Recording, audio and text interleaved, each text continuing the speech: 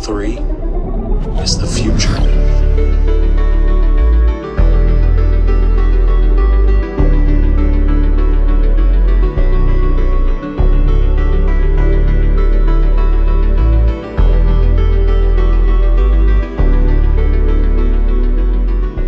Welcome, crew, to What Are Your Three, a Channel 3 podcast where we take a member of the Channel 3 community, discuss 3 games of their choosing, go through some honorable mentions, a few other odds and ends for a nice little video game discussion.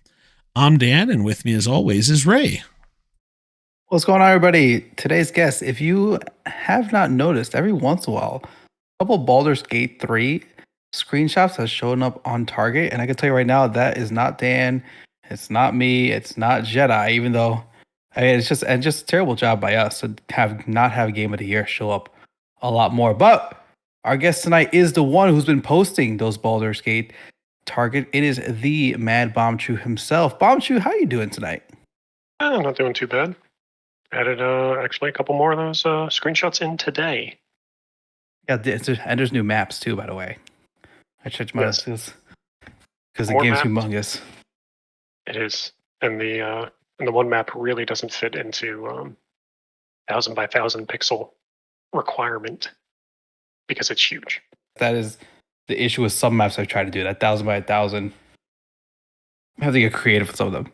Remind me, I can help you, because I just did the Red Dead Redemption 2 map today, and I had to scale that bad boy down to 1,000 by 1,000, but it can be done in the app pretty easily. So, but I was going to point out, Ray. So I had Ender Phoenix on long ago, and that was the first person, at least I knew and had met in real life.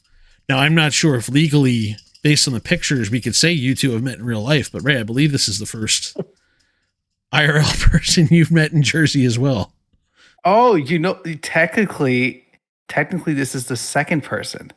I didn't even know we were going to make this a thing. The first person that we've interviewed that I have met in real life is actually the first gaming person that I met after all these years. It was actually Chicken Bromain.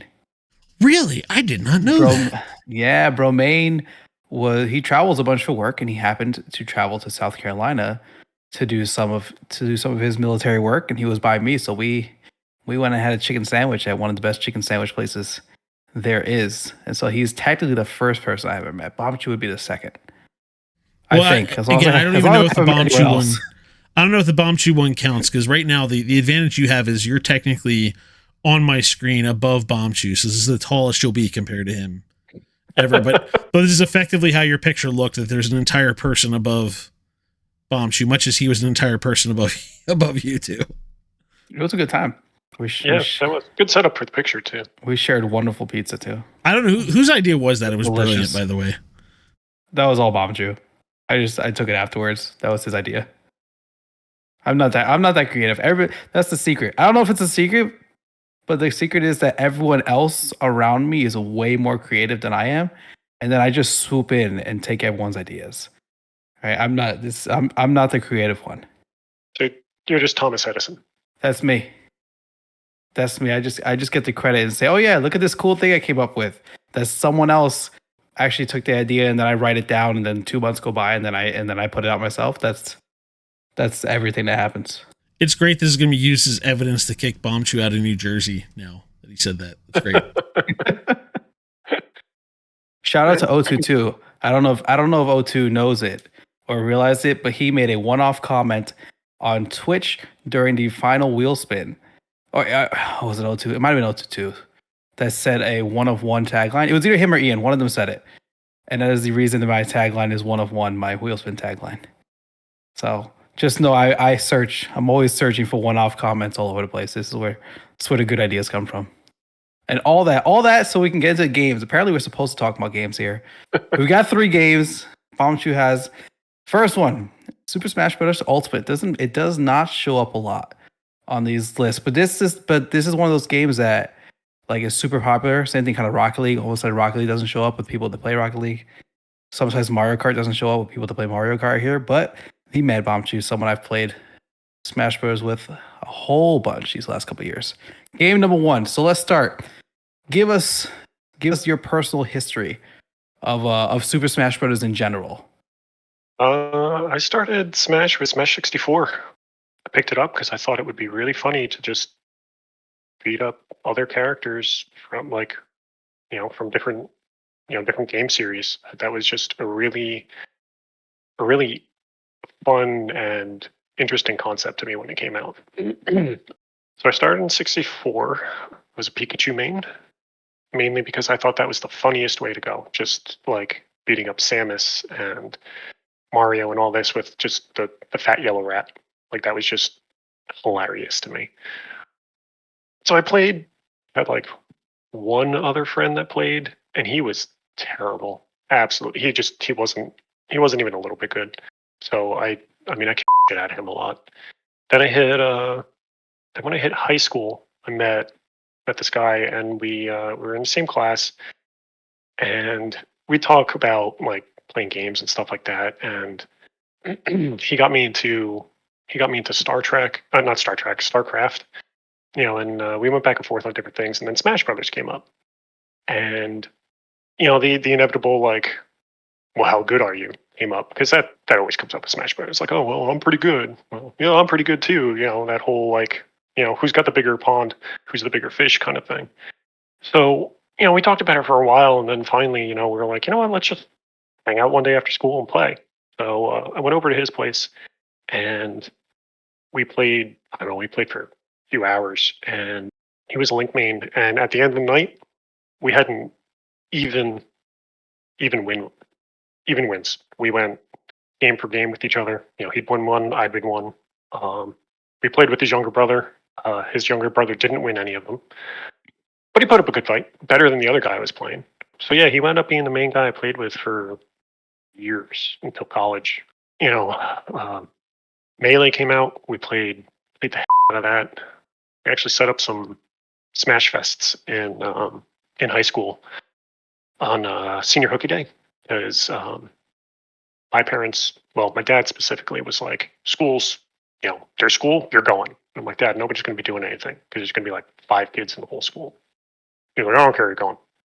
So I had my G&T teacher, who just was like, whatever. I got a pass to go to her class all day long, and we brought in the GameCube, and the two of us just started playing, and like a couple other friends would come in, and then, but every period we had to go back to our like whatever class we were supposed to get a new pass to be like, hey, we're here, and then teacher never cared, so they're like, yeah, go. And we kept bringing more and more people with us, and then it became like, over the 4 years at high school, it became like a huge thing. By junior and senior year, we had, I don't know, 4 TVs going with Smash Brothers, and I mean, we filled the class. I mean, people who didn't even know, like, had never met the G&T teacher before, didn't even know that G&T was a thing, and we loaded the place and just all played, and it was great. And what was next? Brawl. Yep. Right. I kind of drifted a little bit away from Pikachu. Then went over to NES. I didn't like changes they made with Pikachu, so I went with NES. But by then, I don't know, we're like hitting college, or had been. I don't even know when that came out, but it was later. I wasn't playing it as much. And then Smash 4 came out, and I bought it. That's about all I did with that. It just, you buy it on the Wii U or on the 3DS? Both. You know what? I wasn't going to get it on the DS because I was like, I don't want to play this handheld. And then they released it first. Oh, that's right. Good marketing by Nintendo, honestly, because I wouldn't have bought it if I had the console first. Then when I finally got a Switch, I got Ultimate with it, and I played a bit. Like, I got back into it more. And then it was the dad gaming. That's what reignited my passion for Smash. And so is Ultimate just the best Smash Brothers game? It's like, is that the reason it's number 1 on your list, or is there like something different to it that makes it the first game we're talking about? So yeah, I think Ultimate just kind of does it best. I mean, Melee was, up until Ultimate, Melee was probably the best. But then they took away, like Mewtwo came out, they took him out of the game. I fiddled with Pichu, so I was like mad that they weren't there, because I liked playing both of them. And Ultimate brought it all back, which was great. And I mean, the roster's kind of heavy because I mean, not that I'm the best one playing, but I mean, I get some of these characters, and I'm like, I have no idea. I don't remember what they do. There's just the roster's huge, but I think it's great. It's just there's like pros and cons to the big roster. The big pro is that everybody can find somebody that they like. Everybody's favorite characters there, or somebody from their the franchise that they like. I just think they really nailed it. And as much fun as I had with the other games, like I said, Ultimate brought me to the Dad Gaming, which then led to meeting you guys and a bunch of other smashers, and led me basically here now. So I think Ultimate overall is just that's probably why it's my number one out of the whole series. It's just well done. It's fun, and they added Plant, which is just the best character that they've ever put in Smash. And for anyone who doesn't know, the three of us here have all been playing Smash Bros. Together since 2019 on over on the Dad Gaming, when especially when COVID took over and everyone was just home the whole time. Do you ever imagine that you would be playing this one game so consistently like we did, kind of like during like the high point at a Dad Gaming, where we were just every Monday we were playing, and every one Saturday a month we were playing, and it was just like constant play. You ever imagine doing one game like that so consistently, doing this kind of the same thing over and over, really going at it? Yeah. Like I said, I mean, I have my favorite games that I'll play, but I don't think I've ever played a game, as consistently or like on a schedule. And I don't think I've ever seen myself improve in a game as much as I did in Ultimate. And it really was from like the heyday of the Smash Board on on the Dad Gaming. We we had the best Discord there. We were better than all. We were active. There was arenas going up. Like I said, then when we hit the crew battles was peak. That was getting the teams in there and everybody's doing the artwork and all that. That was absolute peak for the game. But I started in season 1 with Tucker when Lazy Pie was just destroying us all. And international incidents where sparked. International incidents sparked by Canada. Yeah. And then but it was fun too, right? Because there was people from all different skill levels. So I mean, you had like in the beginning you had Lazy Pie, and then you had like later Kaminari and and then Wifu came up. Like, so you had like the real heavy hitters, and then you had Ray coming out with Plant and knocking out all the heavy hitters almost. And then you get a little lower, and like Dan and I don't know, well, kind of like my my high school buddy. It's like, I don't know, we almost go game per game when we go for it. Yeah, there's probably if we could pull stats on that like card, there's probably a 500 lifetime between us. I think at various points when we were keeping track, it ran about that between the two of us, about 500, like dead even. Yeah, well, and when we did the when you were setting up the C3 challenges or whatever, we did the one, and I don't know, we went 8 characters or something like that, and we were real close at the end of that. It's not like it was like a runaway. That was still peak Dad Game. We were doing grudge matches in there. That's right. That was one of those like pre-crew battle. I remember we had Joel and Ruben do the random best of 7 against each other. Oh, I forgot about all those. Yeah, I mean, we had, and like I said, Smash Roller, we did a ton of stuff. It was so much fun. I said, I mean, it made me give up the rat. But my early, the early things against, Dan were, well, like I said, it was just like high school. It was Pikachu versus Link, and it was a lot of fun. So even just playing with Dan, had a nostalgia factor for me. I wasn't playing the same person, but it was still, Pikachu versus Link. Then I was just like, you know what, I wasn't getting better with Pikachu. I didn't like when I started looking into it, I was like, I'm never going to get into like getting all these combos and all that stuff. So I learned to embrace Plant, which I had been fiddling with on the side a little bit, but never seriously. And I'm like, you know what? I saw what Ray was doing. I think Chevy was playing Plant a bit then too, and I was like, I'm getting into this. Like Plant's fun. We got to Plant game. Piranha Plant is an old person character. That's what I was like. Oh, you gotta push all these buttons? No, no, I don't. I just have to push 2 buttons. That's it. I don't need all this timing. So, have you ever after playing, with the dad game with 3 like real hard years, we were kind of doing it when it was really going. Did you ever get a chance to play people kind of back where you live again and kind of notice the improvement? Yeah, a little. So one of my other friends I played with some, but like he's he's still my best friend, the guy from high school. But he doesn't really play anymore. Like he has Ultimate. We played a little bit. One of my other friends, I've played with him online a couple times, and it was I was weird because I was playing him, and then I started falling into like old habits of how I used to play against him in high school. Like I don't know, like the old muscle memory came back.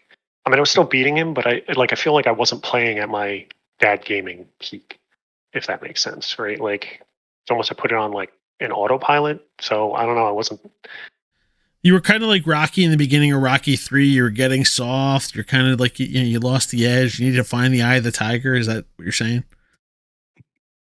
Yeah, I mean, I guess. Also, I don't know. I still talk to that guy, so I didn't want him to be like, wow, you really beat the shit out of me. I thought we were going to have fun. Like, that wasn't fun. I'm not playing anymore. Why are you playing against me as Pichu? Because I need the handicap. I mean, no, just because, yeah. Well, it's funny because when we played, I started off at that time, like, it's like, because he doesn't play much either, but I started with Pikachu. I was like, all right, we'll go with Pikachu. And, I was winning, and then I was like, all right, yeah, I just really don't enjoy Pikachu the way I used to. So I swapped to Plant, and then, I mean, it was a much worse beating for him. But like I said, people don't expect Plant because he's like a weird character. Super popular. It's true. By default, you get 1 or 2 matches. If someone hasn't played them, you always get 1 or 2 free wins before you have to work it out because no one ever plays against them. Well, I joined. I started playing on. Like popped up on Facebook or whatever. This guy was doing an open arena, but he was streaming on Facebook. So I hopped in there, and the first night I went, like, cause he I put him up like if I'm playing on stream on Sundays, I normally I'll put his link up on C3. But he does like randoms to begin with, like for the first like hour or something of his stream. Then he swaps the main. So I was doing okay on randoms because I'm not a good random player. Like you put me in a character I don't know, and I'm a terrible player. Like because I'm sitting there, I'm like I'll just special move off the stage because I'm like I didn't realize I did that. I'm bad outside of my like little zone. So like you put me with a character I played or that I know, I can hold my own. You put me I'm like might as well just walk off the stage. So like random, I don't know, I held my own ish, and then the mains came out and I swapped a Plant, and none of them knew what. Like I mean, I hit them like a truck because nobody knew how to deal with the Patui, the long stem strike. Like they were just what is going on? They've learned a little better and they hold their own against me. But like I said, that first night, I looked way better than I actually am. I'll ask one more question and we'll move. What's your favorite way to play Smash Brothers? Because it's just we play try hard all the time, and I'll say honestly that's like my way of playing. Like I just like playing 1-on-1 and going at it. What's your favorite way to play Smash Brothers? I prefer. I mean, like 1-on-1 is generally where I would go. I wouldn't say full try hard, but I enjoy playing hard. I like playing with people I know better than totally random people. Like I said, the first couple nights, on that other stream with random people, I was like, I don't know. It was weird because I don't know. I enjoy playing when I know somebody's play style a little better. Like not that I can use it to my advantage necessarily, but like if I play like playing you guys, I kind of know what to expect. I'm going to And I shoot just myself in the prefer- foot. Yes, you can just say it. Yes, I'm aware. I don't know. I feel like I play better when I'm playing with people I know than random people. I mean, it was on that stream. Ray showed up the one time, and that was probably best playing I've ever played. It was. And it was just It was very, very good. it was in the air, and I went. I don't know. I wasn't. Nuts, and it was fun. I wasn't ready for it. On to game number 2, The Legend of Zelda: The Wind Waker, 4.5 rated on Channel 3, a game that Bombchu could no longer tolerate me not having played. He personally, sometime it was last week, I think, or last week or two, I think it was last weekend I got here, sent me his copy of The Wind Waker and said, you will play this like my own personal gamefly to make sure that I am...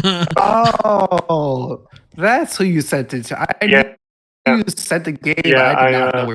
Yeah, it was on one of the other. I forget what guest it was, but you had mentioned that you never played Wind Waker, and I'm like, that's not okay. I'm like, a Link main never played Wind Waker. Oh, I do have a Wii. I don't turn it on ever, but it's sitting there. It's right under the TV. Mine's collecting dust in someplace. So my 360 is also under the TV. It's not mine. It's my wife's. Yeah, I still have all my old consoles and stuff. I've never been a game seller. I'm like, oh, I have one. I didn't sell it. My 64 was at my grandmother's eventually. I guess kind of when GameCube kind of showed up. And then one day it just wasn't there. More cool. No one told me. I got one of those mobile Super Nintendos for a little bit. I have not. The only subscription box I have is the Bark box for my. We had that for a bit. Yeah, we got it one time. I got it as a gift, one man box. It took me forever to open it up with that little crowbar. Oh wait, no! I did get one of those ones. It didn't have a. You got it didn't have a Super Nintendo in it though. Mine came with a kind of a handheld Super Nintendo, and I bought a bunch. I bought Mega Man X again, and I bought the Mario All Stars, and I played that for a good bit. Yeah, they gave you that just like that little crowbar. Yeah, it was awful. And I was like, this isn't working. I think I got it I think my sister-in-law got it for me for Christmas. I was like, hold on. I went down my basement. I got an actual crowbar and a hammer, and I made much shorter work of the box. I was like, I'm not sitting here for an hour with this little baby toy. I was gonna say, my wife might have that video saved somewhere of me just trying to open the damn thing. It was not opening. I think I just broke it at one point. Dan, Dan, this is my pitch for you to start doing all this on video. I'm gonna email them and say I'd like to be your spokesperson and just do everything. We're just gonna leave Discord, Dan. We're leaving Discord. Oh yeah, don't. It's coming. I gotta get that set up. Anyway, all right. So back on task. So anyway, truth be told, I never owned a GameCube. However, I do still have the Wii. I do still have the Wii hooked up, so it's ready to go. And I did get GameCube controllers back then for Smash. And for playing, there was something else there were a couple other games that were better with the controllers. There were a couple Wii games. There were Wii games that were better with a controller. Yeah, there were non-motion control games. Like they had those non-motion controls, like the Super Mario Brothers, new Super Mario Brothers, things like that. I never played it. Well, a lot of people Smash wouldn't do it without a GameCube controller. Oh yeah, that's the only thing I had it for. I have my trusty Wavebird. I love that. I played Smash with the Wiimote. So my brother was wait. You did the nunchuck and everything. Hold on, we have to talk about this. You did the nunchuck. My youngest brother only plays like that because he was too young to play Melee on a GameCube controller. Wiimote and nunchuck. To this day, he'll if we pulled it out, that's how he would play. Yeah, Brawl. Brawl was the Wii one, right? Yeah. Yep. Brawl, nunchuck and Wiimote. Well, I get ripped for doing the Joy-Cons, but I did the Wii Pro controller or whatever it was they called it that you strapped into the Wiimote that was just a regular controller. But wow. Wait, there was a Wii Pro controller? What? Yeah. They had all sorts of stuff for the Wii. Yeah, so it was just it was a regular. I don't know anything. It was a regular gamepad that you plugged into your Wiimote, the same way you plug the nunchuck in, and you just sat there with the Wii remote dangling on your lap. That sounds terrible. Yeah. The controller itself was fine. It wasn't the biggest. It wasn't. I used it for the virtual console a lot. Because you go to the Especially once you leave the Nintendo once you leave NES territory, you needed it for the older games. But we're not here. We're not here to discuss the merits of the Wii. We're here to find out. You don't want to talk about the technological innovations that was the Wii. We're here to talk about the GameCube. So the first thing I'm going to ask, some of your timing on the Smash Brothers was hurting me a little bit more, as I thought we were slightly closer in age, but apparently I've got a few on you still. I did not realize there were a few off there. But anyway, so you are old. I mean, we're close enough that raise a baby to us, but closer to you than me though. Yeah, closer to me than Ray. I'm gonna force mute him for you, Bombchu. Now he's not gonna. I think you're closer to Dan, but it's very close. You're like right in the middle. Yeah, I'll be 39 this year. Yeah, never mind. He's right there with you. You're right there. You're really old. That's right. Yeah, so Dan's got like a year or two. It was. I guess Smash was 99, so I guess it was sophomore and junior year of high school. So okay, it wasn't far off. It was 99. First Smash Brothers was 99. Yeah. Melee was very short order. That was right after. Melee was right after. Yeah, it was tight between the two of them. That's what 64 was a concept. Was a proof of concept. Demo. That's all 64 was. Yeah, Sakurai did not get everything. He wanted to do Final Smashes back then, even, and the system couldn't handle it. So, but we're here to talk about Wind Waker. We're here, but the point I was getting to. Stop talking poorly about the 64, Dad. Stop trying to take shots at the 64. I love the 64. It just Thank you. 64 is great. You know what? Stop it. Stop the it just. Anyway, great. So Bombchu, the question I was actually trying to get to here, that I'm going to get to, I swear to God, is so you were around the same age as me though, so you were there for the height of like PlayStation gunning for the sophisticated adult gamer, and GameCube came out with this purple box with a cartoony Link, and like, so where did you stand on that? Like, where were you at? Then obviously you had the GameCube. I mean, you went so far. You had the Wii U and the DS. So you've been on the Nintendo train nonstop, it seems. From the 64 on, I mean, we had an NES when I was a kid, and then I got a Genesis.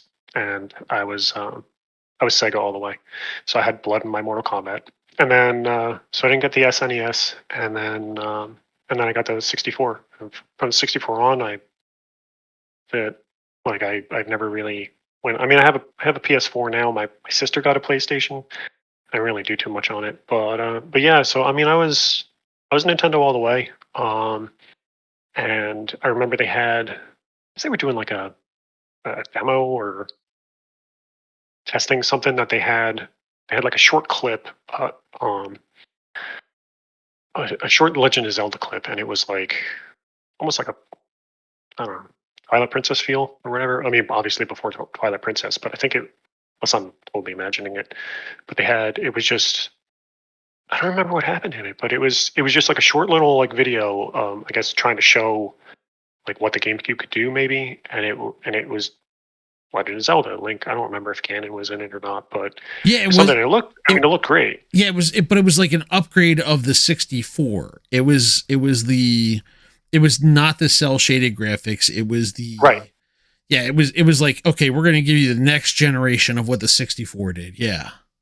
Right. So they showed that, and everybody was like, okay, well, that's what the next Zelda's game is going to be. And then Wind Waker, they showed it. And I mean, people were furious. And I'm like, this is so much better. I saw the cell shading. I'm like, this is, I mean, and didn't even have it in game. I'm like, this is amazing. I love it. I was immediately sold on Wind Waker's look. So where was this? So you had the 64. So you had the NES. Did you play Zelda on the NES, or was this like where did this fall for Zelda? Ocarina was my first Zelda game. The NES, like I said, I got more into gaming when I started playing the Sega. Like I said, my aunt and uncle, I think, gave my sister the NES. So we had like some games, but it was like Mario 3. I didn't get really into it. I said, so Ocarina was my first Zelda game. And then, I did Majora's Mask, which is probably my number 2 Zelda game. And then Wind Waker. And I said Wind Waker was, I would sold on it. And then I got it, and it's, so in my opinion, the absolute best of the entire Zelda series. So what puts this one at the top? So yeah, you went through two drastically different games to begin with. So I think you were ready for a new experience with Zelda anyway, going from Ocarina to Majora to this, but you're not the only one. This is, even if you look on channel 3 at the Zelda rankings, the quest asking what's your, number one with a bullet Zelda game, and Wind Waker's right there. What is it that puts this one up there? I've been somewhat vocal about it before when people are like Breath of the Wild and Tears of the Kingdom are great, and I'm like they're not. It was I mean, like they're good games. They are. They're great games. I just don't think that they're the best for Zelda. And leading up to this episode, I was kind of thinking about it some because I've been critical of Tears, especially of having entirely too much to do. Like you got like this. You have a clear goal, like, you're supposed to be the hero and you're helping mayoral elections.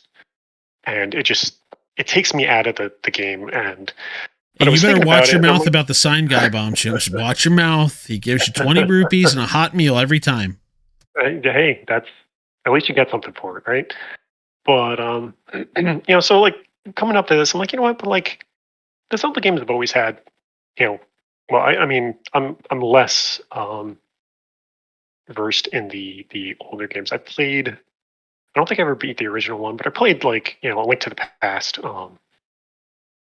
So, and like some of the other ones. So like I know that in general they all have this like side quest aspect to them. There's other stuff to do that kind of take you away from your main being the hero thing.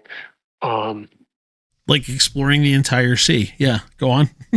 Right. So, like I said, I'm thinking coming into this, and I'm like, well, you know what? There's a ton of exploration in Wind Waker, but I feel like it didn't take me out of the adventure the way like Tears does.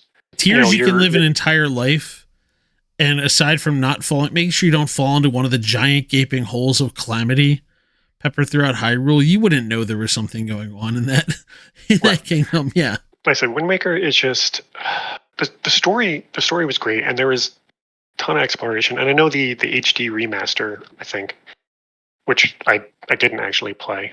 I think they said they streamlined the Triforce piece, like some of the sailing around the ocean for things. They kind of streamlined that some because that was, I guess, a major complaint. But I remember just like I said, sailing the sea. It was, even when it was aimless, it kind of to me it stuck with the theme of the game.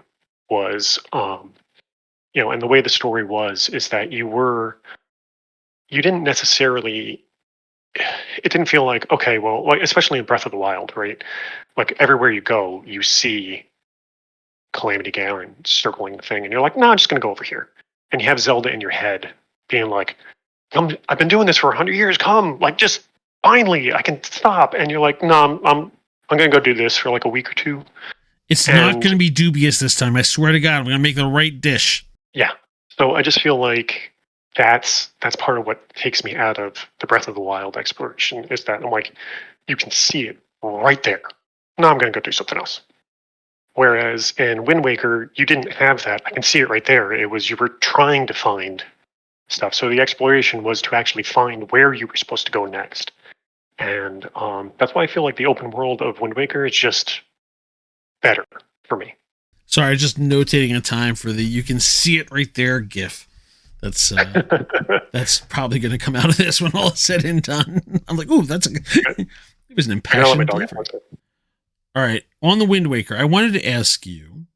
Previously, you answered the quest. You had a few quests where the Wind Wakers come up. Clearly, this has been a game you're passionate about. But I wanted to ask specifically. You answered this one as a quest for your favorite boss fight or the boss fight that sticks in your head the most. What is it in this one? Which one? Oh man, it honestly, I mean, the end of the fight is just, I mean, and if you've been through it, it's just, me, it's epic. Like the fight itself is fun, right? Ganon in that is, I mean, he's got the two swords. He's just, he's so much different than what you saw in Ocarina. And it's so that like that was awesome. Like I said, it goes kind of like the whole rest of the game feeling different than what came before it with the cell shading and all that kind of stuff. And then just the final blow in that game is amazing. I've had experiences like before, but none of them gave me like the goosebumps and the feeling of success, and just it was amazing. Just great. It was so well done. Just perfection. Absolute perfection.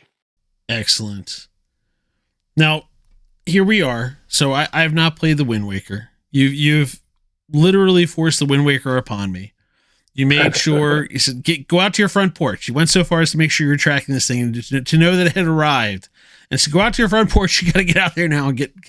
Sorry, so. Well, I mean, I don't know what kind of neighborhood you're in, and when I looked online, the price of that game. Don't worry, the ring camera had it under control. But I just say all this to say though, again, this is one of the blind spots for me with Zelda, which I will say as someone who understands from minute one that Miyamoto's intention was to reminisce about his explorations of caves as a child, and you can wander, and the game's about exploring as much as it is about the action and adventure in the dungeons. So I'm open to it. But tell me, tell me what am I going into here? Why this one? Why this one? I mean, I don't know, without trying to spoil too much of it. I don't know how much you're familiar with. Non-spoiler. We'll keep this one non-spoiler. Yeah. It's just the game's like an entire build-up. Like the whole thing is you start off like real small. You're just on Outset Island, and you're just a kid there. And I mean, much like Ocarina, where you start off and you're like, oh, there's this kid in this forest, and then hey, wait, the Deku tree's sick, and then like everything just builds to this epic tale, epic adventure. Wind Waker does it too, and it just does it better. A lot of people, and they're not necessarily wrong. It's not my pick, but a lot of people put Ocarina as the best. That it's the best Zelda, it's got the best story. And I just feel like that's true. But Wind Waker was the first to really explore that splintered timeline, right? Because Majora's Mask came next, and that was like a direct follow-up, but it's almost like it's like Mario 2 by comparison. Yeah, like, I mean, and Majora's Mask is great. I love that game too. It's so different. But it's and I mean, it was a direct follow-up, but you didn't really get, because it was, you end Ocarina and you're sent back as a kid, right? Like that's how it ends, and you're like, okay, so that's a game. And then Majora's Mask come out, and you're like, okay, I'm a kid, and I'm going on another adventure, like direct follow-up. Oh, no problem. Then you get to Wind Waker, and you get through the story, and you learn about this splinter timeline, which now we all know, like, where does this Zelda game and land in it is like, is it before Ocarina, or is it the adult timeline, or the child timeline? We didn't have a series of books back then to walk us through this, yeah.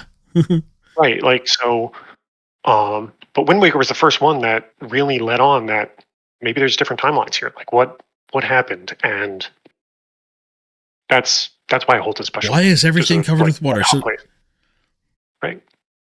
So worth the narrative. Good enough. Yeah, and I mean, it's a fun game too. It's fun to look at, it's fun to play. But the narrative really, really sells me, and that's why it's by far my number one. Well, Ocarina was great. It was revolutionary, and really pushed the Zelda games to follow. But I think Wind Waker did it best afterwards. Well, we're gonna dive further into narrative as we move into your third game with Baldur's Gate 3, 4.6 on Channel 3. You're the first to cover this one. I think we might have had. I know we had other Baldur's Gate discussions, but and possibly a future game to look forward to. I don't exactly remember. Time has gone by too much, but no doubt this will not be the last person to cover it. As Ray mentioned, the target master of Baldur's Gate 3, and the game of the year for the Game Awards last year, and kind of ran away with it while they were at it too. In a game year where we're looking back and saying what a year, and 2023 will be marked as a year of Legend. But I'm going to start at asking, first of all, what playthrough number are you on now? Because you've already beaten this game and you've come back to it. Yeah. I beat the game. I beat the game once, and I don't know. It's tough to say a playthrough because I have like three different ones now. We'll get right into it. I mean, you're actively playing Joel the Bard, aren't you? That wasn't just like you didn't just set that up because you just shared a screenshot of, was it your clip of the week or your picture of the week? Something was continuing the journey of Joel the Bard. Yep. So yeah, I have that. I just started. I mean, I started it specifically for that quest. I started it for the channel 3 build. Channel yeah. 3. Yeah, channel 3 build. That's what it was.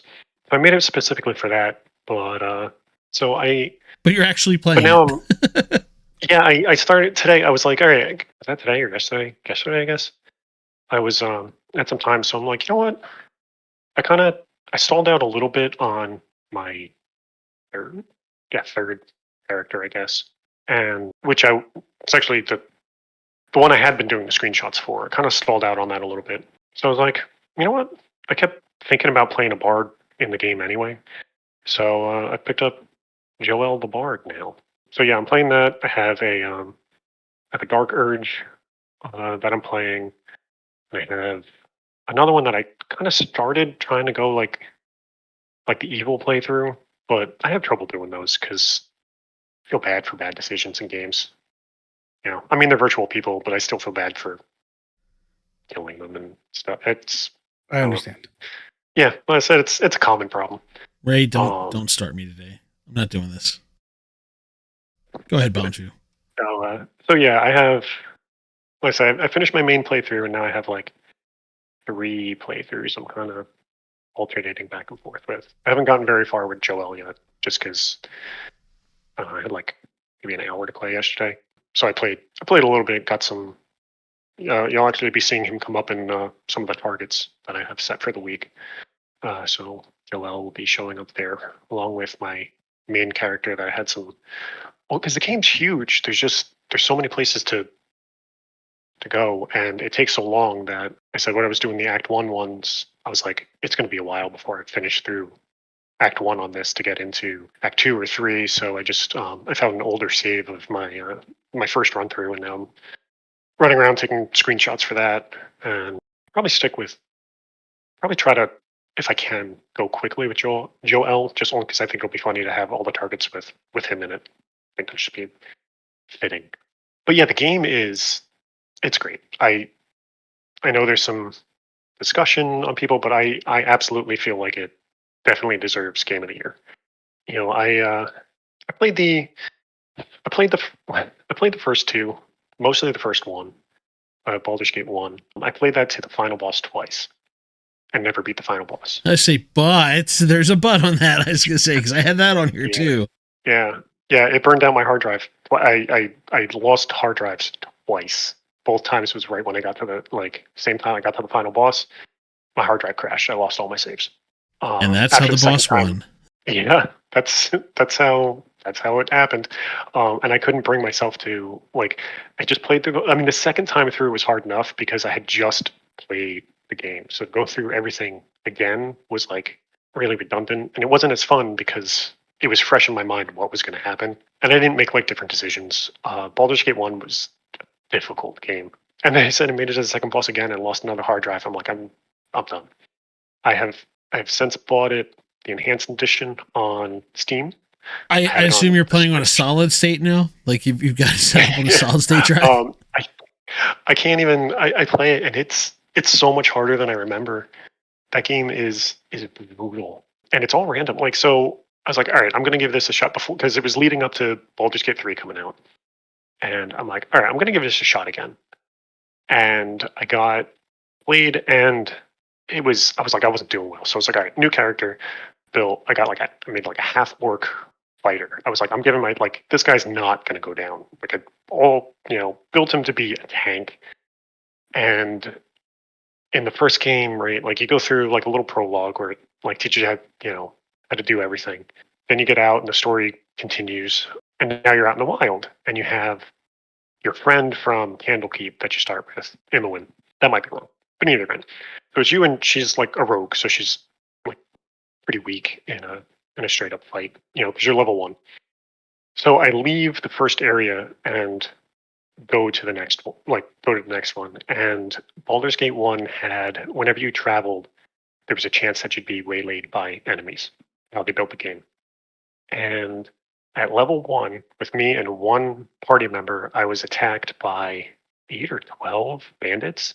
They immediately dropped the companion, and I took out maybe 3 of them before the rest of them just took me out. I'm like, I'm not playing it. And I put it down. I haven't picked it back up. Game is brutal. I will never see myself ever actually completing Baldur's Gate 1. Why do that when you can actually have fun with 3? Like, there's nothing wrong with a hard game, but like they've elevated they've elevated it at this point, right? Yeah, and like Baldur's Gate 1 and 2 run on 2nd edition rules for D&D, which are weird compared to like the more modern rules. So especially I played a little bit of 3.5, and now I'm running a 5th edition game. So going back to that, I'm like, I can't even wrap my head around what's going on because it just doesn't click with what I'm currently doing. Yeah, two decade old rule set. I was going to ask you what your relationship with D&D and Dungeons and Dragons as a whole was, but so you're actively engaged. You know how the underlying rule sets are built into the game then, and you're able to use that to your advantage then, or is this helpful, or just helps you understand how the mechanics work? It helps some in Baldur's Gate 3. Just because, like, I was able to kind of jump in a little quicker because I understood, like, okay, I can do this, I can do this, I can do this. I understood, what, like, the classes I picked, I understood what I was going to get, what I was working towards. So it kind of was easier to, like, streamline towards what goal I wanted. And Baldur's Gate 3 did a really good job of taking the tabletop rules and putting them in a computer game. And there's changes because there just has to be, and some of them was like, wow, that's kind of broken.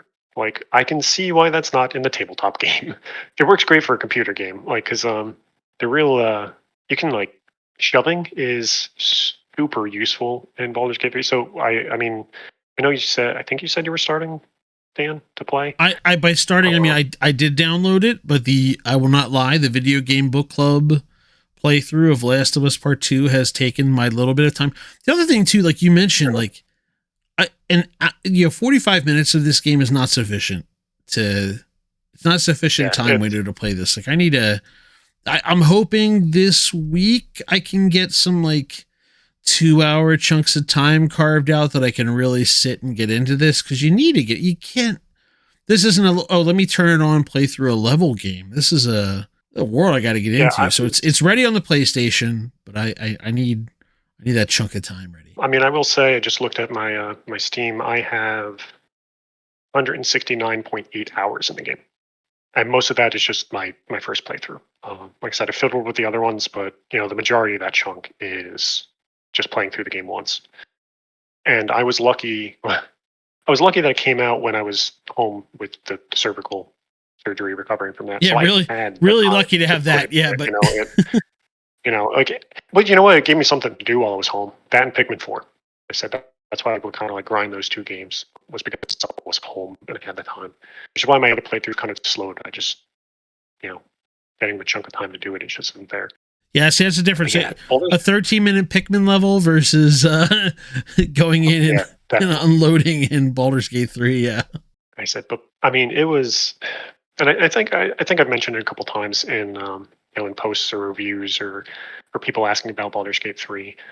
What really was like really helped sell me on like why it's such a great game is the decisions that you make in it like matter.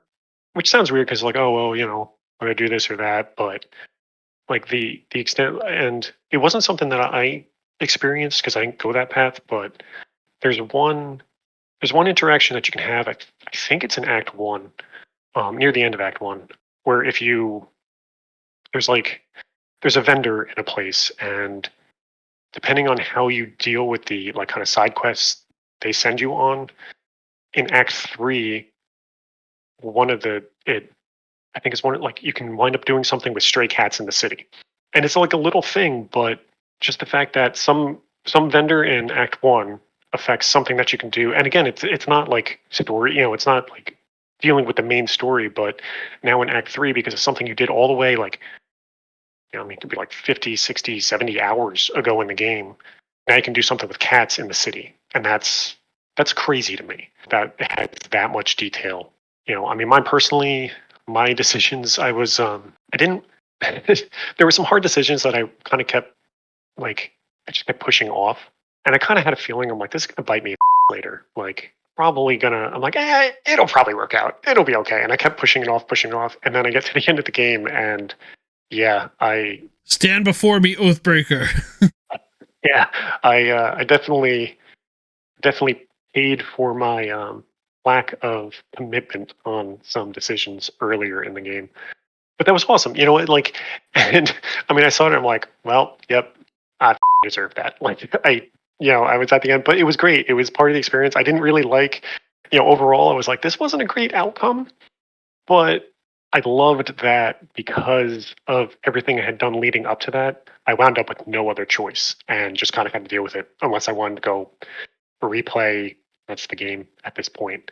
And that's just amazing. It feels a lot like actually playing D&D, where things you do affect the world, and it's not just like, whether you talk to this person or not, you just kind of continue on with the story like this.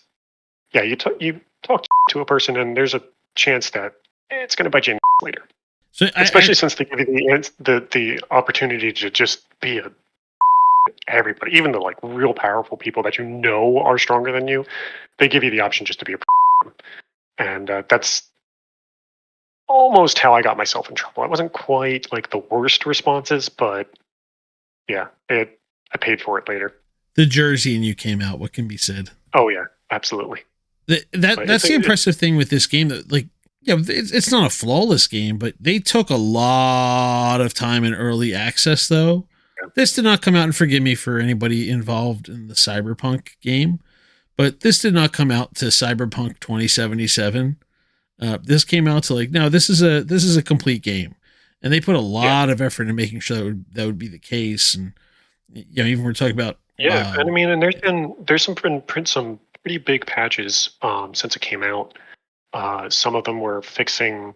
I didn't come across any like game breaking bugs, but there were some in there that like they needed to fix.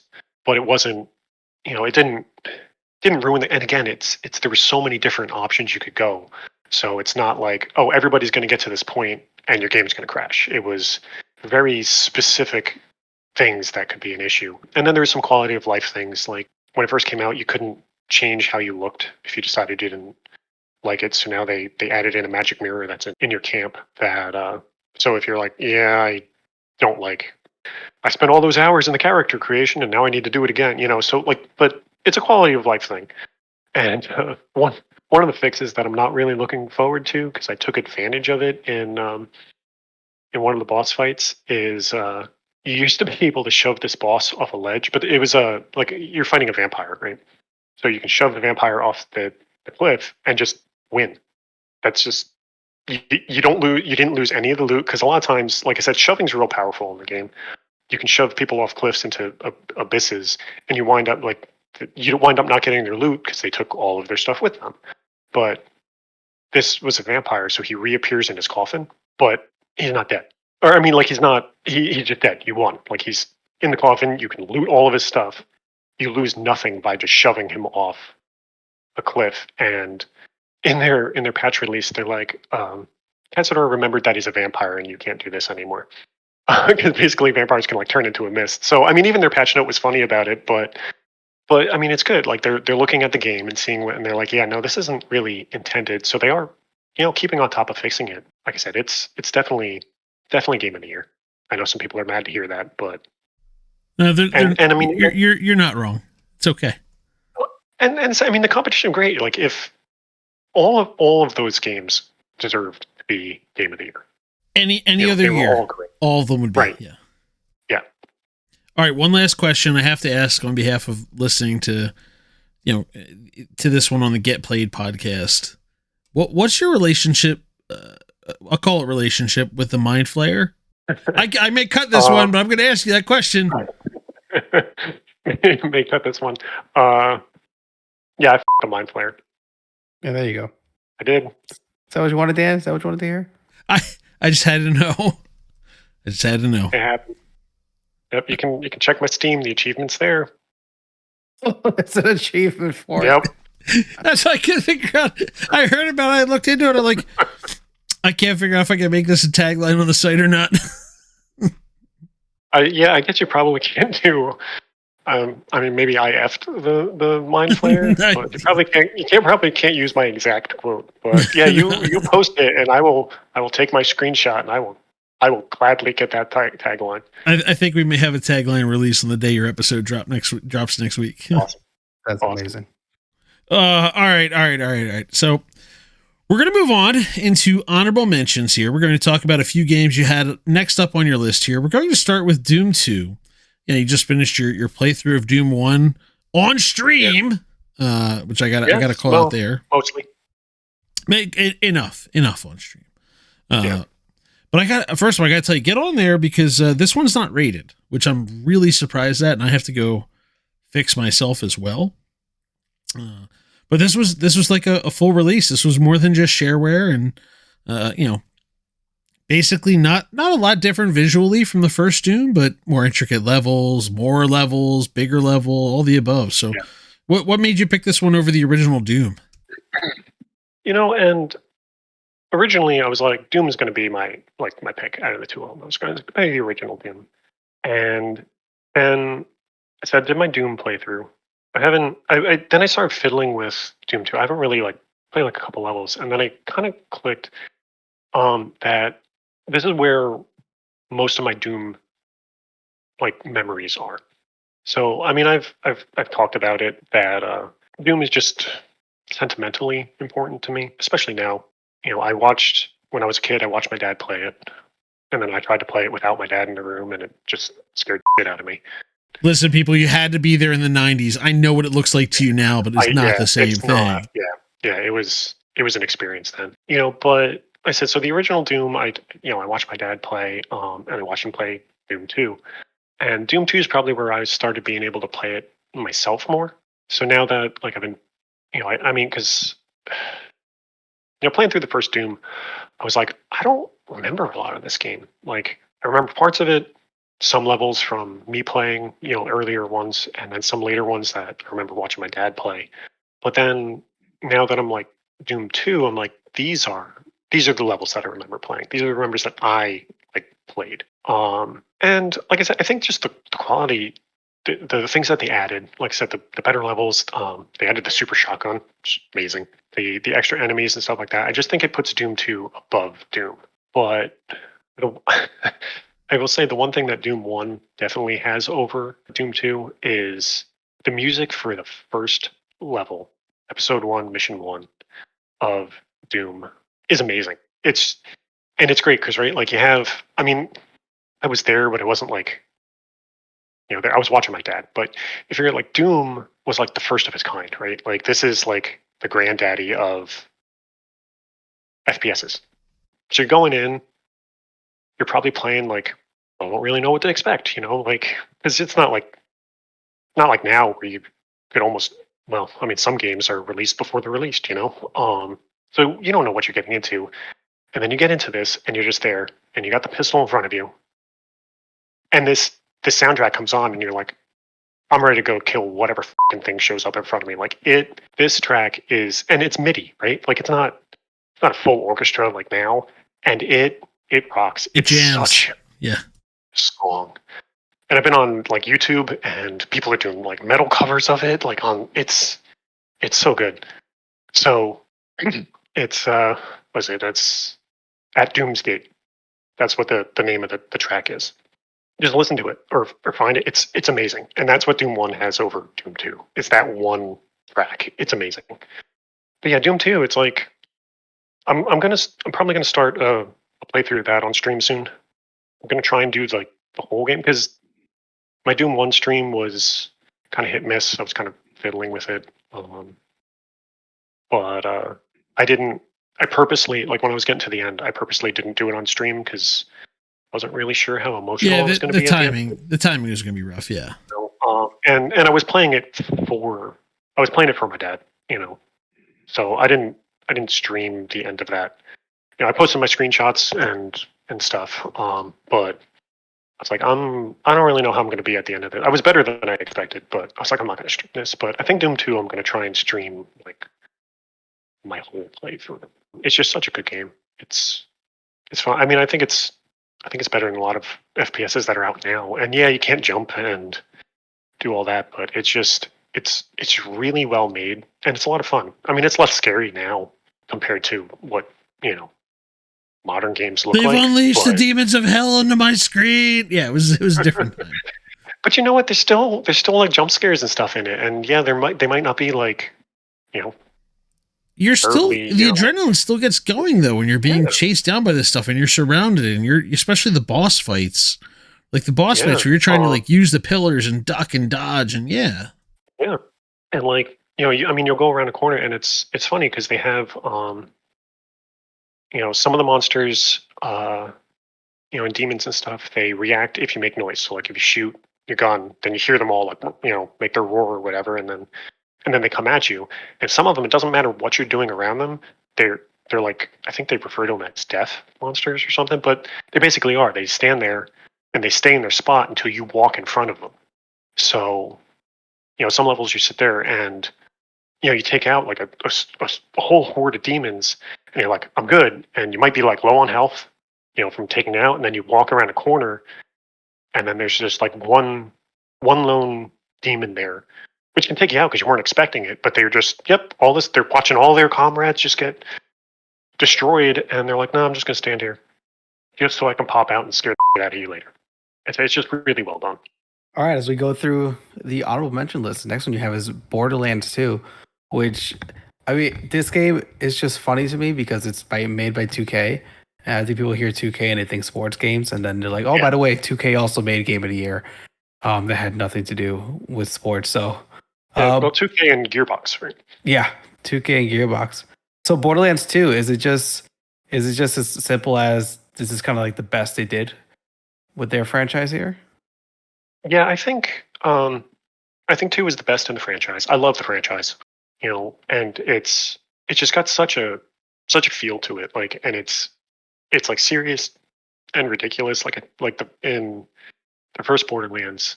I think the first boss you go against is Nine Toes, and they have these splash screens for the bosses, and some of them are like whatever, but so the very first one comes, it's like, it comes up and it showed like he's a bandit or whatever. So it shows him and it's like got his name splashes up, Nine Toes. And then it comes up with this extra thing underneath that says, also he has 3 balls.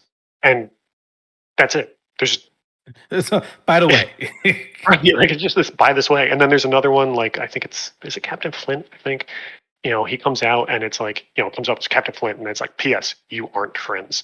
But they do this throughout the whole game, like, and some of them like aren't as funny or some of them are just kind of normal, but they have these splash screens and they're just hilarious. The game is like absurdly funny, and it's fun to play. I think Borderlands 2, they really hit their stride with the story, the humor, the guns, and the classes I liked a lot better in Borderlands 2. Borderlands 3 wasn't as, I mean, it was good. I enjoyed it. I played it. I didn't put as much time into it as Borderlands 2. Same with the pre-sequel, which I also liked, and I played as Claptrap, which was just fun. I think 2 is just really where they hit the peak of gameplay and story. It's like, the first one had its story, but it wasn't really as fleshed out. It was just kind of like you're going for the vault. It wasn't as in depth. And then I think 3 tried a little too hard on its story. Like they were trying to, I think, push the story too much, and they kind of lost that balance that I feel like Borderlands 2 had. So you actually have this on a bunch of lists, including like your best FPS list, right? So it's kind of like, so you have kind of this like style of FPS you're looking for, right? Where It's like kind of exaggerated. They got these big guns. We're gonna shoot. It's gonna be funny. Is that just like that's just like your style? Is this something you look for in games where it's almost comical and outlandish the way they do the weapons and Yeah, stuff? I'm not like a Call of Duty Modern Warfare. However, I don't know. There's like 900 of those, and they're all named the same. And I couldn't even follow the naming on that. But that whole like realistic war sim, I'm not really into. Played a little Counter Strike, you know, back in high school with friends in Battlefield 1942. I guess we had a big LAN for, one of my buddies had a big LAN for that. But I never really got into them. I said I like Borderlands 2, Team Fortress 2. Of like it's just they're just more out there, less realistic. I don't, I like the absurdity of the first person shooter. I'm not looking for, well, not say, oh, what they say, a war simulator or whatever, but like I just don't find that as entertaining. So I'll ask one more. Which character did you, I guess, play the most? Did you only beat the game with one character? Was Commando, Siren, Gunzerker, or I Assassin? Which did. way did you go with it? I did Maya the Siren. That's Mhm. who I played most with. I played my buddy played as Gage with Death Trap. We had a lot of fun. We worked well together. We set up our builds to kind of like complement each other as best as we could. When I played solo, I played when they put out Krieg because he was a lot of fun. He was a lot different than any other character they put out because he was like melee focused in a game all about guns. And which sounded weird, but they did that well too. Like Krieg is a lot. I didn't, I never got him to like level cap or anything, but Krieg was a lot of fun too. And I think that's just like part of what like really sold the game is that they did a lot of different things with it, and they did it all well. Like I said, I would never expect a melee focused character to work in a game where their biggest selling point is they have billions and billions or trillion, however they sell of guns, like all about guns. They're like, here's a melee based character, and it works.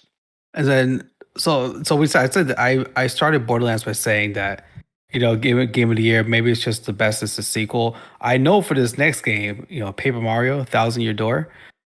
I know this was as simple as the sequel is just better than the original. Yeah. Right. I said, and Paper Mario series is another one that I've played. I'm not going to say all because I think I've missed one. I can't remember which it was because the original Paper Mario on 64 was a great game. I enjoyed it a lot. It was a lot of fun. Thousand Year Door came out, and I was like, I didn't know it could get this much better. Thousand Year Door was amazing. And then what was next? I don't remember what was next. Maybe Super Paper Mario, and that was good. And then they started getting into, and it was some of the handheld ones. They had like Sticker Star and something else. Probably the one that I didn't play.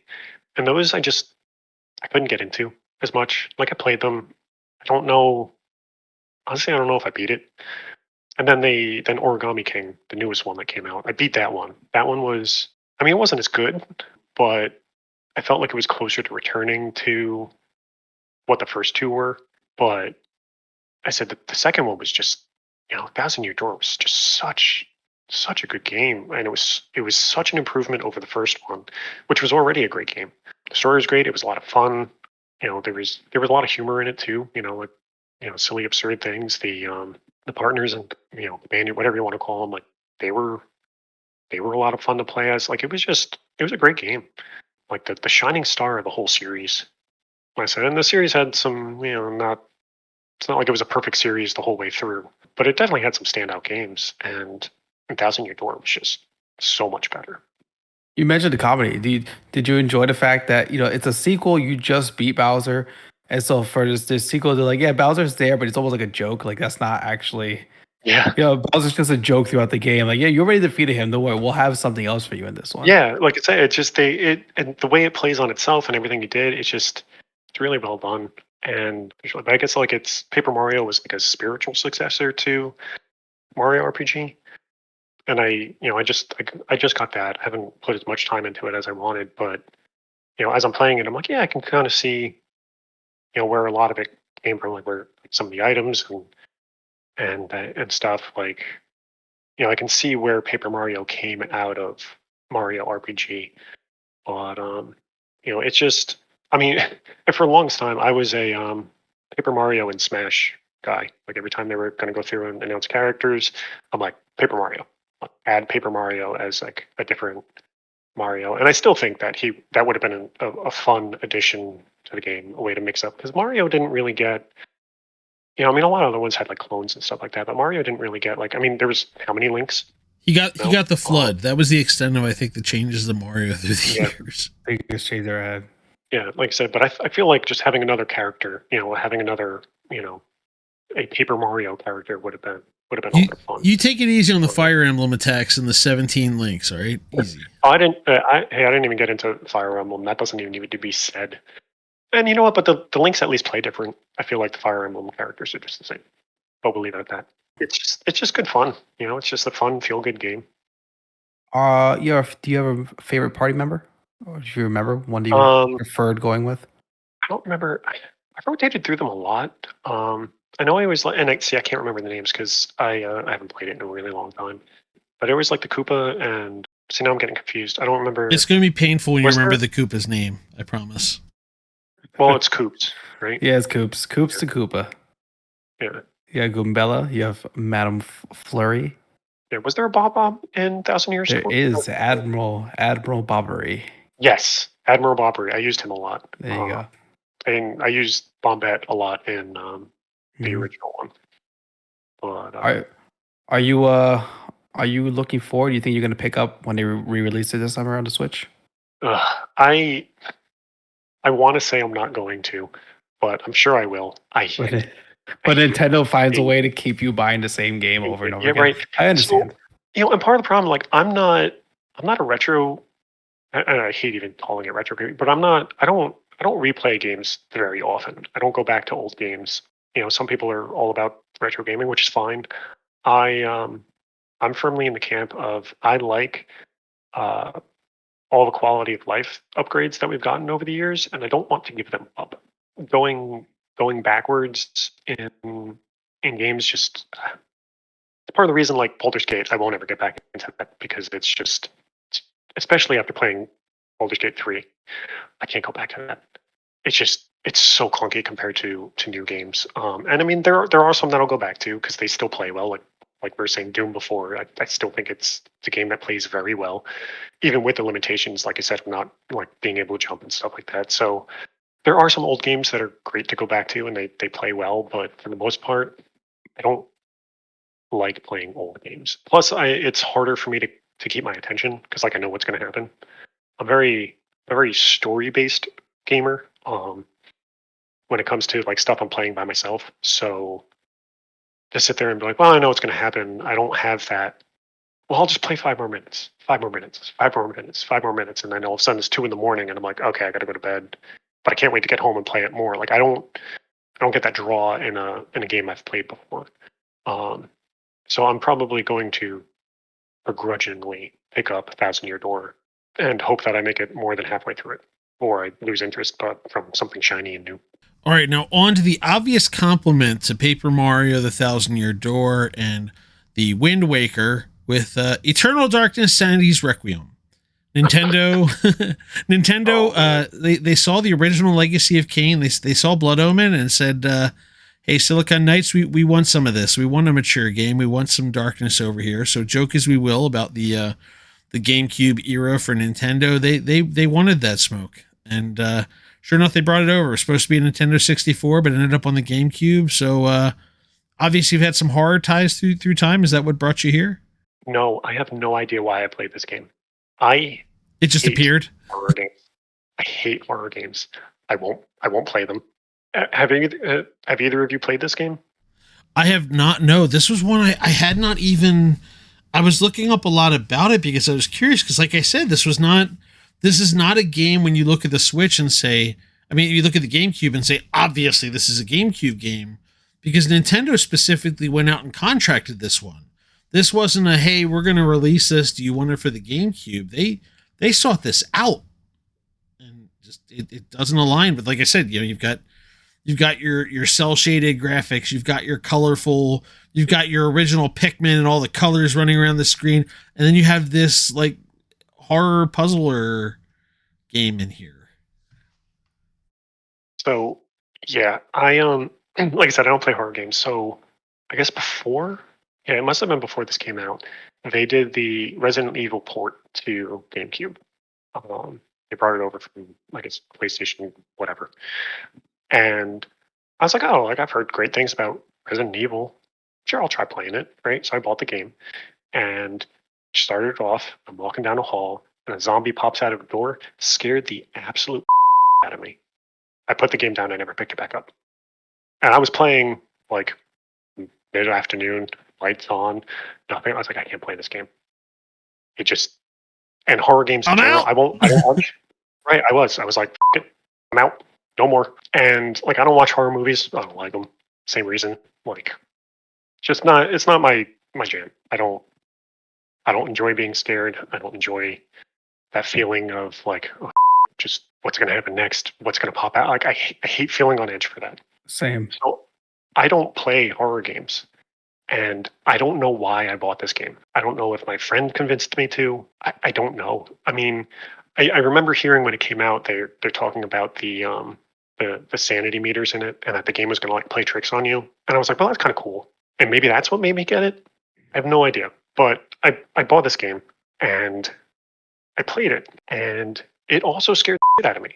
But I kept playing it, and I don't know why. I don't know what made me get past that initial like, no, just keep playing this. Because like real early on, there's it haunts me to this day.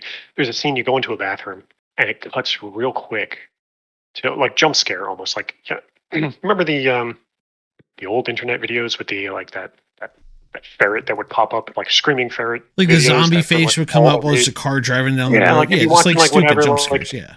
jump scare stuff, back in the old days, right? It was kind of like this. Like you walked in, and all of a sudden you saw your character in a I think it was your character, but it was either a character or some other dead body in a bathtub full of blood, and it just, I mean, it right into your face, and I mean, I probably dropped the controller, right? It was like, holy right?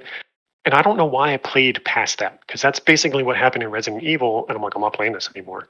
But I stuck with it, and I beat it 3 times, because part of it was like you start off right at the beginning, you're this Roman soldier, and you make a decision for one of these like ancient old one gods, and you pick one of them. And I don't remember exactly the context of why, but whether it's you walk through that door or you willingly pick this one, I don't really remember that, but you pick one of them, and then you go through the whole game. And like this Roman soldier is kind of like always in the background or whatever. He becomes like the undead priest of this ancient old one type god. And then you beat the game, and you can play again. And when you do it, now you start, and now you only have 2 gods to pick from. And so you pick one of the remaining 2, and the game's a little different. So you go through it, and if you do it, eventually it winds up being that like you defeated all 3 of these ancient gods. And I can't believe in a game that scared the out of me so much that I actually played it 3 times all the way through and beat the game. I probably won't ever pick it up again, but I did it, and it was such a good game. It did not give me the confidence to play any other horror games. I'm not like, you know what, let me go back to Resident Evil 1. Maybe it's better. I just like, nope. This is my one, and I won't play like one of our friends like, oh, you want to play, well, what's it, Phasmophorium or Phasma something or Yeah, whether he's yep, like, well, yep, play yep. it. I'm like, absolutely no. You can just right off with that game. I won't even let it be on my computer. Like, like I'm not getting it. But the Eternal Darkness was great. It was scary, and I mean, the game did play tricks on you. It was, I mean, some of the big ones were kind of like leaked beforehand, but like if your sanity went too far, it took up like, remember the old TVs had like the big green bars for volume, and like you'd get like half Yep. bar and then nothing and down, right? So it would do that, and your volume would just go down. So you'd think you were like sitting on your remote or something, because it would go away, and then by the time you find it, now all of a sudden the music, the game comes back. So it played a little tricks on you like that. The one that probably got me the most though was as your insanity like rose or you lost. I forget if it was like full or whatever, but as like you're losing your sanity, the screen would tilt slowly. So now I'm like playing for a couple hours, and I'm like, my head's sideways. I'm like, why is my neck hurt? I'm like, oh, because I'm looking at the game on it, but it does it so gradually that You're like, what? You know, it's Flash it to was just- 2023. Yeah, oh my but like I said, so it was like some of the little things that they did for that were almost better than the, you know, because I think the volume one was one of the ones that they showed. So it was like when it happened, it was like immediate, like, oh no, wait, I know this is the game because it was part of like the preview of the game. You know, so it got you like for a second. But some of the other ones, it was really interesting what happened. Like, I mean, sometimes you go into a room and you'd like clear out a room, and then you do something to like, because you could, you know, cast a spell and regain your sanity, and then you'd be back outside the room and you never actually went in. So then you go into the room and it's not what was in there when you were just played it. So it did a lot of really cool things. It's a shame that Silicon Knights got buried by Epic that we'll never see. Well, and I looked it up a little bit. That was the only prep that I did for this whole episode because I couldn't remember if there was a sequel. They wanted to do one, and then Silicon Knights just, you know. Yeah, some legal Unreal 3 Epic Games issues that you can look that up sometime, people. Yeah. But like I said, if you're looking for a horror game, I know there's some horror game enthusiasts out there. If you haven't played it, try to find a way to play it. It was coming from somebody who doesn't play horror games. It was great. Loved it. Well, let's move on to one final horror story here. A game you're looking forward to. A game that has changed the entire press development, release, teasing strategy for Nintendo as a whole. Metroid Prime 4. A game that Nintendo will no longer announce a game more than 6 months out as a result of. But, you know, I kid about this, but, you know, 3 was 2007, I think. So we're currently at about 17 years since Metroid Prime 3. Yeah, time flies. You know, and you know, just quick, any concerns on the alleged scrapping and restarting of the game? You think we're going to see this one? I don't like it. It's, I mean, it's my, you know, I forgot. Honestly, I forgot about it. You know, it's always kind of like in the back of your mind. And so did Nintendo, like, if that helps. Yeah. You know, like Half-Life 3. Like, oh, don't say when's Half-Life 3 going to come out because they're going to restart the whole, you know, thing. But I forgot about it, and then when I was Valve doesn't do threes. That's all. We know that's the case. Gabe doesn't do threes. Yeah, you know, I forgot about it, and then thinking for this, I'm like, well, what game am I looking forward to? And I was thinking about it. Then there was like they just had the news, which I think even popped up on C3. Like, hey, some YouTuber or some guy was like, I see that there's this company is teaming with them, and they do game trailers, and maybe we're even closer to coming out to Metroid Prime 4. And I'm like, oh yeah, that's supposed to come out. Yeah, no, that's probably the game I'm looking forward to the most. I mean, they're just gonna skip right to 5 at this point. I think they're just gonna skip right over it. Yeah, don't you guys remember that one? But I mean, I loved the Metroid Prime trilogy. It was great. I was not, and I refrained from doing it, but I wasn't happy that they were like, oh yeah, here's $50 to play Metroid Prime again. I was like, that's pricey.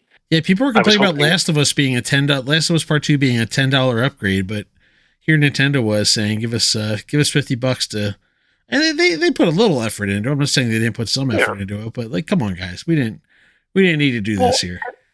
And really, if it was $50 and it was the trilogy, there would have been no hesitation. Yeah, I would have like bought it. Both Pikmin games. It's the first one. Yeah, they gave us both Pikmins for $1 and $40 or whatever, $20 or whatever it was for that. Yeah. Yeah, 2 games. I'm like, you couldn't put all 3. Charge me. Hell, I would have paid full price game for all 3.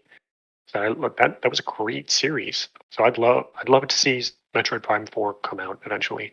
Though I feel like when it does, they're going to be like, oh yeah, well, here's Metroid Prime 2 for $50, and here's 3 for $50. Oh, and here's the new one for 70 or 80. You know, get your vouchers now. They'll expire before the game comes out, but get your vouchers now.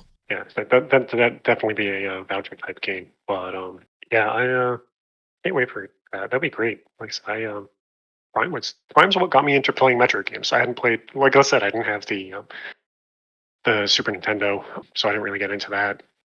Yeah, they had it. So now that you point out, they weren't on the 64. They had the handhelds. They went into, but yeah, I didn't even think about that. Yeah, so Prime got me into Metroid, which I've since gone back and I played. I think the only one I didn't do was Metroid 2, because that was like the Game Boy or the Game Boy Color. Yeah, that was the original Game Boy. Yeah, original Game Boy. So I don't think I ever went back to that one, mainly because at the time I never because when Prime came out, there was like, I think it had a bonus disc or part of it you could play the original Metroid and then I was able to play Super Metroid maybe on one of the one of the other ones. But I remember like Nintendo was really they were really free with like, hey, here you can play the old ones, and so I played them like I said, but the Game Boy one I didn't really. I mean, maybe it's on the Switch console now. I don't know, but I never went back for two, but I played most of the other ones, and then when they came out with like Fusion and all that, I played played a lot of those. I liked the other M. I know a lot of people didn't, but I thought that was good. And then Dread was really fun. That was a good one. But I'd love to see a return to the prime, the prime way of playing it. All right, well, Bombchu, we're taking you on a quest now. We're going back to a question from the Channel 3 history books we've picked for you here to discuss. And I'm going to ask you, mostly because I want to hear about this game. The best free-to-play game on the market. What is it? Was this something I answered? You answered Fear of Loathing. Oh, yeah. And I want to hear about this one because you have had an ongoing, continuing relationship with this game, it seems, and like you keep posting screenshots that I want to hear about this one. Okay. Yeah, Kingdom of Loathing. Oh. I discovered this game. I don't even know how. It's a browser game. It's an RPG, and it's stick figures. I mean, if you've seen some of the things because I think I did Shadows of Loathing for the electricity one that just happened. Shadows of Loathing is, I mean, you look at that, but that's like an upgrade from what Kingdom of Loathing is. But Kingdom of Loathing is free. It's just kingdomofloathing.com, I believe. Yeah, I don't think they changed it. And it's pretty simple. You pick from, there's 6 classes to pick from. So you have let's see if I can remember them all. You have the Seal Clubber, the Turtle Tamer, the Disco Bandit, the Accordion Thief, the Ostomancer, and the Sorcerer. And like I said that 2 of them are a strength class, 2 of them are they call it Moxie, but it's like a Dex class. And then 2 of them are your like Wizard classes, your Intelligence class. And you get a certain number of adventures. I think you get 40 adventures a day, which can stack up to 200. So if you don't, if you don't play a day, then the next day at rollover you get another 40. So then you'll have 80 up until 200. Once you're at 200, you don't gain anymore. I think you can, with items, you can push yourself past 200, but you stop gaining. And you start off at level 1 and you go to Mount Noob, and they tell you, here, go here, and there's a council of loathing in town, and they have a whole bunch of dumb problems. And you just go through, and it's just, click, and you get ability, you get different abilities, and and each class is a little different. They have their own like class side quests and stuff, and different things that pop up. So like the Seal Clubbers get attacked by seals, and you club them, but they're demonic seals, so it's not like cute baby. It's okay. Seals it's okay.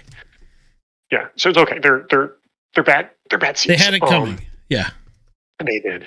And your ultimate goal is the naughty sorceress has trapped King Ralph in a prison, and you have to make your way. And I think it's level 13 or 14. I haven't played it in a while. But there's only like in the main game, it's only like 13 levels of you level up 13 times, and then you can get to the naughty sorceress and free King Ralph. There's a ton of end game content that they've added to this, and so you can just kind of keep going. But then on top of that, once you free King Ralph, you ascend and you can restart. But every time you ascend, you can make skills that you've earned permanent. So each time you go through, you can start a little stronger, which is cool. And you can mix and match from the different classes. So, if you go through as a Steel Club the first time, you might take one of their skills that gives you more HP. And now you play as one of the Mysticality classes, which are squishier, and you get a little boost to your HP because of it. Ray unmuted when he basically heard stick figure Hades just then. Yeah, I mean and like I said, it's all stick figures, but it riffs on popular culture, a lot of it. There's whole there's King Ralph isn't an accident then. Yeah. Yeah. There's you fight some of them, you fight like there's a lot of Beatles references. You fight, what is it, Rocky Raccoon, I think. is one of the enemies you get. You can pick up Maxwell's silver hammer as a weapon. Um, they have there's a whole section where it's Final Fantasy. So it's the penultimate. I can't remember now, but it's instead of final, it's penultimate. So like the first before final, but you go through and you fight the spiky-haired protagonist, the quiet healer, the burly sidekick with a gun for a hand. So like I said, I mean, it's blatantly what they're referencing. Makers of the game are like real like music lovers because there's a lot of like even like more. I think they might be giants. They're fans of. There's a lot of like little references to them. So if you're like a fan of them, you'll pick up a bunch of stuff. And like I said, you don't have to give them any money to play. You can for like $10. You can buy a Mr. Accessory, and then they have items of the month, which are stronger than stuff that you pick up, and it's a lot of fun. I mean, like I said, I kind of fell out of it just because I had been playing it for a bunch of years, and I kind of fell out of it. I try to get back into it every once in a while, but I don't have the time to sit and like play it anymore, especially with everything else like Baldur's Gate 3. But it's fun. And then they do, they have their holidays that go through. So there's, I forget how long, but they like it's like the game has its own months and they have their own, like, so instead of St. Patrick's Day, it's Sneaky Pete's Day. And that shows up on their calendar and then also the real world calendar. And then the one that is only the real world calendar, they have Crimbo instead of Christmas. And that tends to be a whole month long event where, I mean, one year it was, nanobots were invading from outer space and you had to save Christmas from them. So it's always a save Christmas kind of thing, but it's a lot of fun. It's dumb. Like, it's not like it's dumb fun. A lot of like silly jokes in it. Then they made, they have two pay for games. So they have West of Loathing and Shadows over Loathing. And the humor in it, because I think Brian plays them too. He's like, and just some of the jokes that just keep going in them are just, I mean, it's fun, and it all came out of this Kingdom of Loathing, which is just a free browser game. If you have an internet browser, you can play the game, and they have a real comprehensive wiki that, like, if you get stuck on something, they'll tell you, like, well, this is how to go about this quest. Because some of them are like, if you don't know, like, some of them are like, you can do a lot of trial and error, kind of using up a lot of your limited adventures, trying to figure out, like, wait, how am I supposed to continue? But there's the community in it is a lot of fun, and like I said, they have the Wikipedia for it is they go into everything. I said for a free browser game, there's so much in it. It's surprising. And the last question we ask everybody: what's been your favorite feature on Channel 3?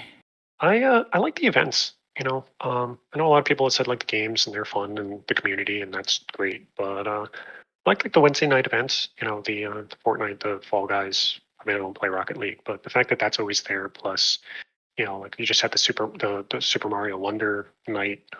Just there's fun things that gets everybody together to play a game.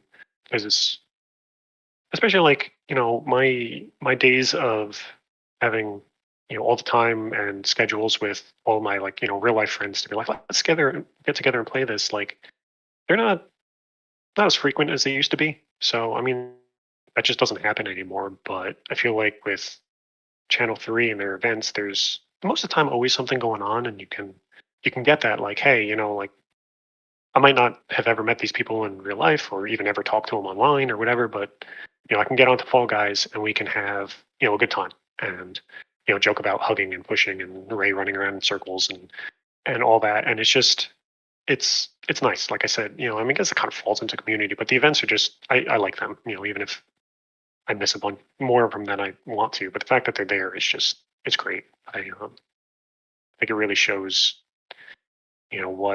what C3 is really out there trying to do to connect gamers to have just fun, not be, whiny tryhards online screaming at people from, for not being perfect at a game.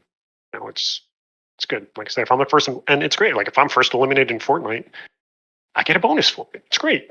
I said it's, everybody's got, everybody's welcome. Everybody has a place, and it's not like, even when it's the teams and stuff, it's not like, oh man, I got stuck with BombChu. He's terrible. It's like, oh well, so we lost this one. There's always next week. Also, sorry to everybody who has to carry me whenever I show up to Fortnite because I'm pretty heavy. And with that, we have made it to the end of another What Are Your Three podcast. Thank you, Bombchu, for being here. You can find the podcast at c3.gg/podcast, dropping every Wednesday morning at 3:33 a.m. Eastern on all the major platforms, including Spotify, YouTube, Music, and Apple Podcasts. I'm Ray. Dan puts this all together. And for our executive producer, Joel Willis, have a good day, everybody.